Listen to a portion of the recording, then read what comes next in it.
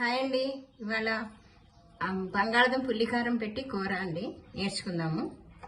ముందుగా స్టవ్ వెలిగించాలి. దాంట్లో ఒక 5 నిమిషాలు నూనె వేసుకోవాలండి. దానికి కావాల్సిన పదార్థములు సాల్ట్ అండి, పసుపు, ధనియాలు, జీలకర్ర వేయించింది, ఈ సైజు ఉల్లిపాయ అండి. ఇలా మూడు బంగాళదుంపలు ఈ సైజు. నేను ఆల్రెడీ చెక్కు తీసి ఉడకబెట్టుకుని ఉంచుకున్నా. ఇలా ముక్కల కింద కట్ చేసుకోవాలి. మీకు చూపించడం కోసం అని చెప్పాను. ఇది 4 మనుషులకు సరిపోతుంది. దీనికి మిరపకాయలు ఒక 4 మిరపకాయలండి. తినేవాళ్ళు అయితే కొంచెం 5 వేసుకోవచ్చు. చిన్న ముక్క ఎండు కొబ్బరి, ధనియాలు, జీలకర్ర, కరివేపాకండి. ఇవన్నీ ఈ 4 కలిపి పేస్ట్ కింద చేసుకున్నాను. ముందు స్టవ్ వెలిగించగానే నూనె వేడెక్కిందండి.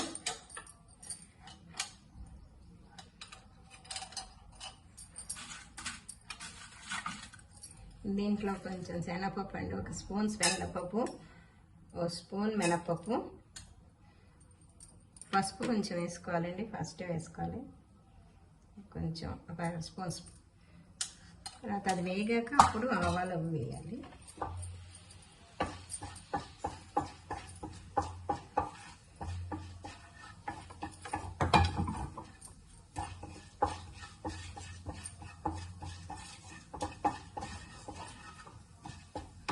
వేగేయండి. కొంచెం ఆవాలు వేసుకుందాము. ఒక చెంచా ఆవాలు, కరివేపాకండి,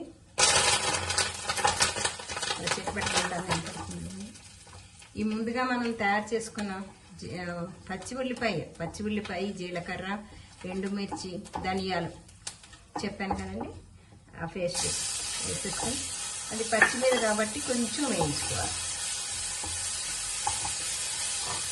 4 ఆలుగడ్డలకి 2 స్పూన్లు ధనియాలు, 1 స్పూన్ జీలకర్ర, 4-5 మిరపకాయలు చిన్నవి, పెద్దవైతే 3 వేసుకుంటే చాలు.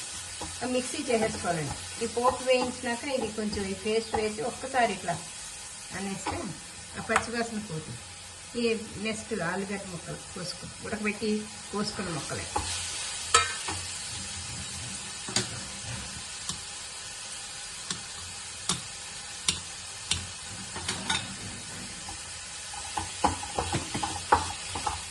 ఇవి కూడా వేసేసి ఇలాగా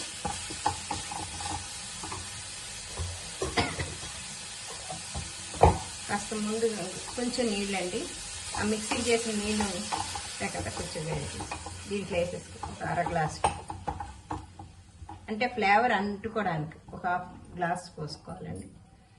దానికి కారం అన్ని ఉప్పు వేసుకోవాలి కదండి. ఇప్పుడు ఉప్పు వేసేసుకుందాం అండి.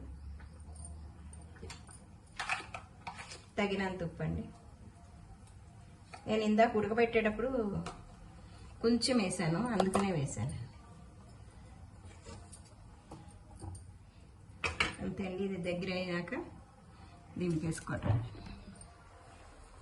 ఇది ఇలా ఉంటుందండి. మరి అయిపోయిన కాస్త మూత పెట్టేసి